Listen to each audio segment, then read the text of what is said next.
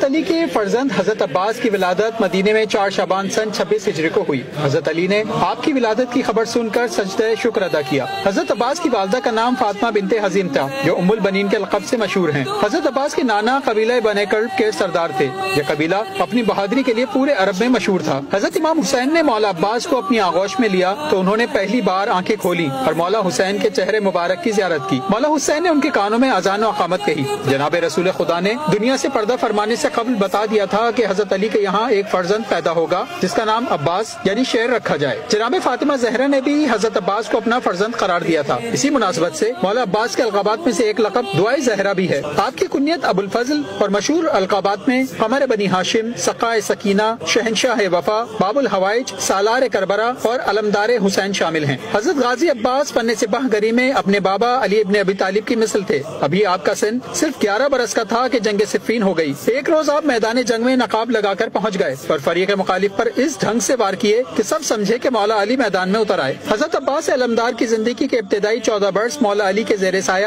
اور اگلے 10 برس امام حسن کی زیر تربیت گزرے۔ زندگی کے آخری 10 برس آپ مولا حسین کی زیر قیادت رہے۔